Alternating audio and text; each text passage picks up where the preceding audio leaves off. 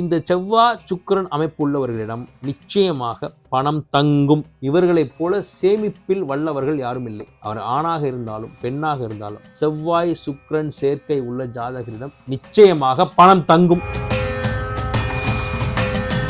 கட்டம் சரியாக இருந்தால் திட்டம் சிறப்பாக இருக்கும்.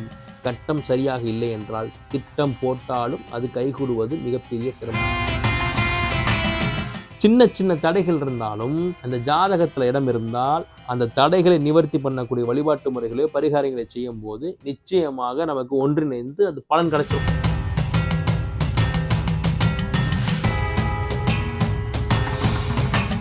சுகமே சூழ்க. செவ்வாய் சுக்கிரன் இணைவு. செவ்வாய் அப்படிங்கிறது முருகனை குறிக்கும், சுக்கிரன் அப்படிங்கிறது பெண்களை குறிக்கும். இந்த செவ்வாய் சுக்கிரன் ஜாதகத்தில் இருந்ததுன்னா ஒரு ஆண் ஜாதகராக இருக்காருன்னு வச்சுக்கோங்களேன், அவர் வீட்டு பெண்கள் முருகன் மீது மிகப்பெரிய பற்றுள்ள ஒரு பெண்மணிகளாக இருப்பாங்க. ரொம்ப சுலபமாக கேட்க முடியும், உங்கள் வீட்டில் பெண்கள் யார் முருகனை ரொம்ப தீர்க்கமாக வழிபடுறதுன்னு கேட்டால், சார் என் மனைவி சஷ்டி விரதம் இருப்பாங்க, வேல்மாரல் படிப்பாங்க, அருளுக்கு முருகன்களுக்கு போவாங்க, திருச்செந்தூர் போயிட்டே இருப்பாங்க சார், என்னை அடம்பிடிச்சு திருச்செந்தூர் கூப்பிட்டு போவாங்க சார் அப்படின்னு சொல்லி ரொம்ப ரொம்ப சுலபமாக கேட்ட முடியும்.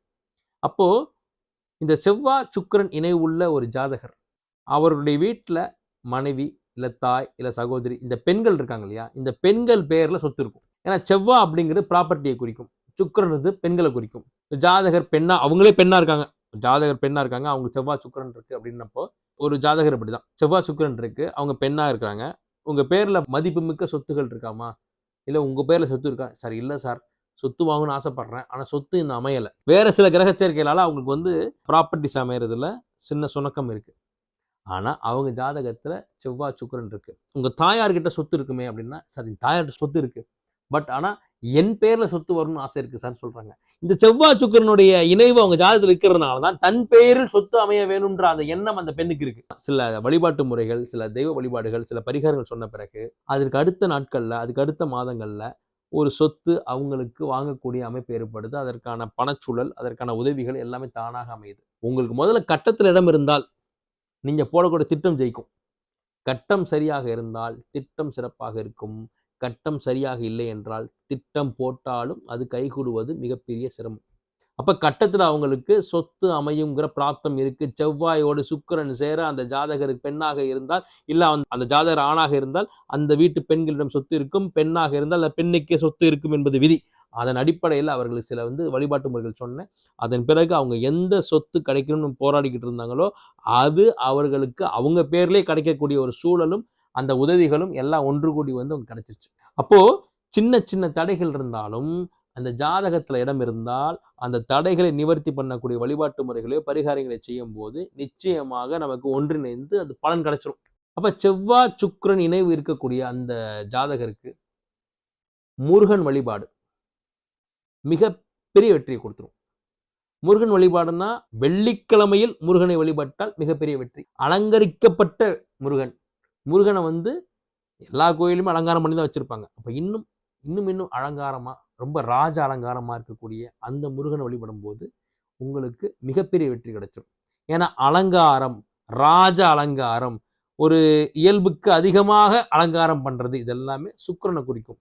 இப்ப செவ்வாய்ங்கிறது முருகன்.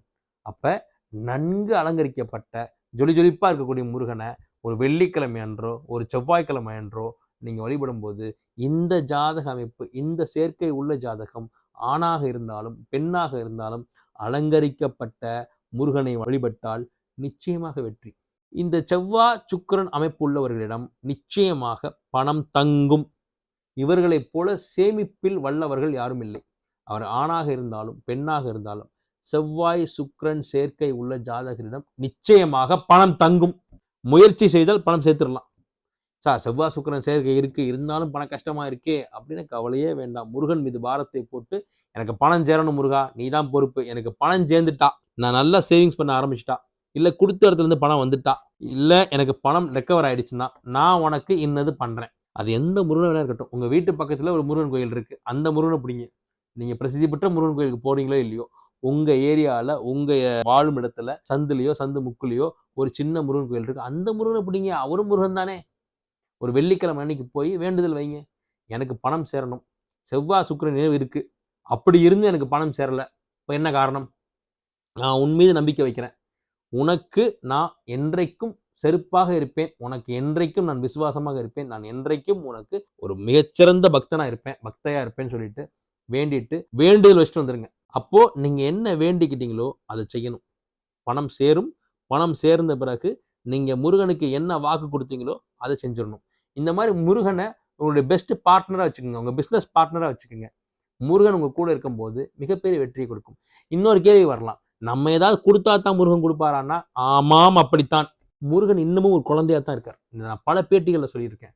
மற்ற தெய்வங்கள் கூட நீங்க கையை வீசிட்டு வெறும் கையா போய் சாமி கும்பிட்டுட்டு எனக்கு இது வேணும் எனக்கு வேணும் கொடுன்னு சொல்லிட்டு கேட்டு வந்துடலாம், கொடுத்துருவார். ஆனா முருகன் ஒரு குழந்தையா இருக்கார். நான் நிறைய பேர்கிட்ட சொல்லிக்கிட்டே இருக்கேன், அதை செஞ்சு அவங்க ஜெயிச்சிட்டு இருக்காங்க. முருகனை மட்டும் வெறுங்கையோடு போய் பார்க்கக்கூடாது. ஏன்னா இன்றைக்கும் அவன் குழந்தை முருகன் தான். ஒரு குழந்தையிட நீங்க ஒரு குழந்தைகிட்ட நீங்க முத்தம் கேட்குறங்க, கொடுக்காது. அதே ஒரு சாக்லேட்டோ பிஸ்கட்டோ இல்லை அதுக்கு பிடிச்ச ஒரு பொம்மையோ வாங்கி கொடுத்துட்டு முத்தம் கேளுங்க, கொடுக்கும். அதுதான் முருகன். குறைந்தபட்சம் உங்களுடைய வருமானத்துக்கு தகுந்த உங்களுடைய பொருளாதார வசதிக்கு தெரிஞ்சு என்ன முடிவு, ஒரு 5 ரூபாயோ 10 ரூபாயோ பூவோ ஒரு பழமோ ஏதோ ஒன்று எடுத்துட்டு போய் முருகனுக்கு படைச்சிட்டு நீங்க வேண்டுதல் வைங்க. கண்டிப்பாக உங்களுக்கு உண்டு. நீங்க வேண்டி அதை கொடுத்த பிறகு கஞ்சத்தனமாக இல்லாம இன்னும் தாராளமாக அவருக்கு அள்ளி கொடுங்க. இன்னும் மிகப்பெரிய வெற்றி கிடைக்கும். அப்ப முருகனை நீங்கள் எப்படி அணுகணுமோ அப்படி அணுகணும். செவ்வாய் சுக்கிரன் இணைவு இருந்து பணம் சேரும். அப்படி பணம் சேரலைன்னா முருகனை கெட்டியா பிடிச்சுக்குங்க. கண்டிப்பாக செல்வ வளம் அதிகரிக்கும். செவ்வாய் சுக்கிரன் செல்வத்துக்கான கிரக சேர்க்கை. சுகமே சொல்க.